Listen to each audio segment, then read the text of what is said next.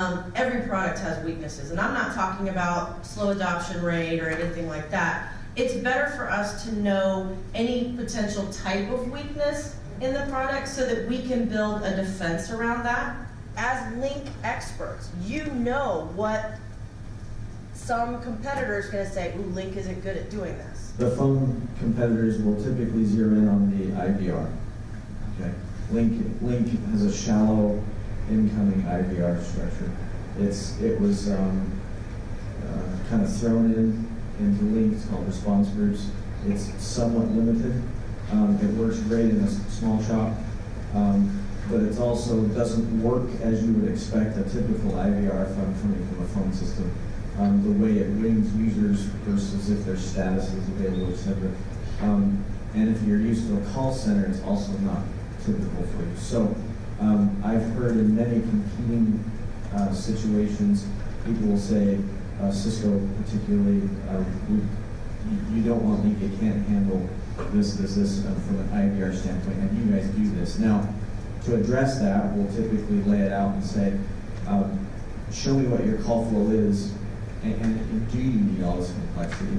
Because again, going to Lync, there's a lot of things simplified. There's a lot of things complicated as well, but there's also a lot of things simplified from that side. And a lot of times customers will say, well, we've had our IVR set up this way for 20 years, we just never thought to change it, and they don't actually really need it a certain way. And then when they find out what Lync does, it opens the whole arena. But that being said, I will highlight that as a weakness, a large weakness in the strategy. They look to partners for that anyway. Carrie, and then Bill, I think, has a comment. I just quickly add in, I mean, as an engineer, the UI makes sense to me, but I've been in many rooms where it's too much right-clicking, it's too much, confused. Sure, I can right-click and do any modality, but for a lot of people that are used to a physical phone, I've been in a room where Lync lost because the RFP was about voice and maybe a little bit of this, and it's like a 2-hour presentation from Microsoft about every single feature before you even talk. And so a lot of times it can just be overkill and not for me sort of thing, and I seem to push that. One area that comes to mind that try to caution clients not to consider it for very large audio conferencing functions. For instance, if you were going to do an earnings call at the end of the month and you're going to have 10,000 people in that earnings call, I wouldn't recommend Lync audio conferencing for that. We can integrate the product with a third-party solution, such as a PGI or an intercall out there. That would be a better fit, but you need to ask those questions in your planning design, not of the IT director and the IT staff, but of the lines of business. You don't want to force this down the user's throats. You want them to embrace it and feel like they have a voice in being heard. Bill, to follow that though, it's not good for the 10,000 user call, but if 4 of us want to get together and collaborate, there really isn't anything better. So it's the trade-off, right? What are we trying to get done here?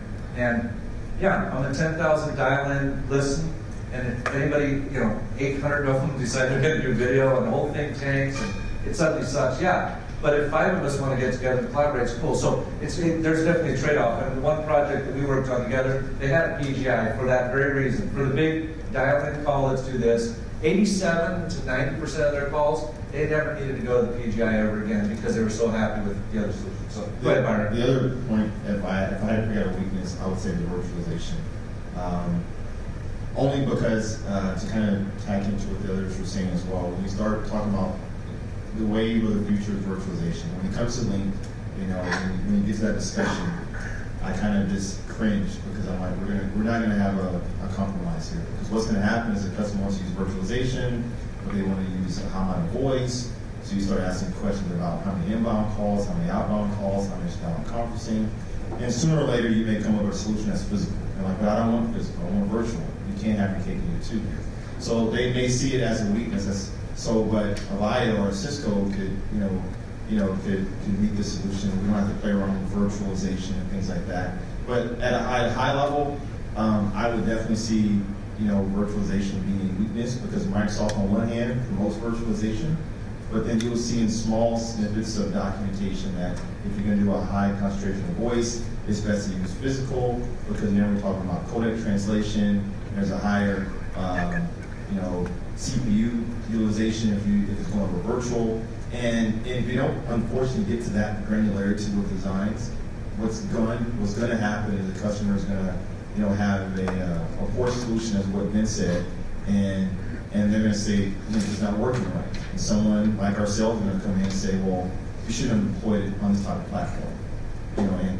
But virtualization would probably be one area that I would say is going forward, they can be stronger in, but right now, for large enterprises who want to solely live on Lync, virtualization would be a key weakness. So we have some virtualization issues, large scale conferencing, super large scale conferencing. Definitely the call routing, call flow, a little weak, and really no call center stuff baked in. You're going to have to go third party for a decent call center application. That's just a fact. It's just not there. But as long as you know all those things, it's so much better for you to know them. Yes. Than to have them given to you by your client. Oh no, you don't want to have a PO closed and then say, oh, you do what?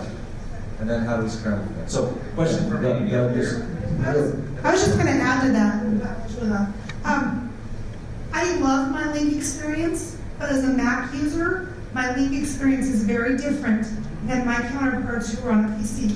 So I think if you're going into an environment, that would be a question to ask, because when you go watch the videos, I don't have that button. I don't have that click thing. That's not the same for me. And so while my Lync experience is still good, and I'm still very happy, it's different. And I think that's an important thing to point out for people as a shortfall. I was actually appreciating If I talk to saying Mark all the that. time about it, I don't have that And we're button. Well, let me tell you an interesting story. It actually opens up an interesting discussion. I was on a call this week, and I was joking with Michael last night about this. I got a call this week. Microsoft referred a partner. They're recognizable. They're growing gangbusters. They think they're going to add 500 to 700 employees this year. I mean, they're going crazy. I can share the name. So it's GoPro cameras. They're in 5 countries plus the U.S., or 6 total. I have the sales call with them, and 2 very interesting things came out. He says, we're on the sales call, we're halfway through, and I started asking about handsets. Now, understand, they've already made the decision to go to Lync, okay? And I asked about handsets, and the director of IT stops me and goes, there's handsets for Lync? So, they've already made the decision to go to Lync, and he, in his mind, thought they were going to go to headsets. That's how much the adoption was taking effect. And in my pipeline, of the several thousand people in the pipeline currently, the majority of those are just waiting for their existing systems to expire maintenance. And that's the biggest, that's the biggest thing. Yeah. And then that's the stuff. But adding to that, now I'm 3/4 of the way into the call, and I said, well, I do recommend physical handsets. Depending on the role, you can get away with handsets. He says, okay, we'll probably go that route because we're 70% Mac. I'm 70+% into this call, and I'm finding out that 1,000 of their users are Mac. And the Microsoft guy didn't bother to mention that. So I said, let's stop there and talk for a minute, because this is something. Yeah, there's some limitations, and it's actually getting a lot better. My latest Mac client, I run Mac and Windows side by side the Lync client, and I compare them all the time because I need to know what to try to tell the Mac people and what to tell the PC people in our company. It's getting much, much closer. We'll see what Skype for Business does. We'll see if that particular client kind of unifies the whole thing. But I don't know. I don't know what's going to happen. Let's get better.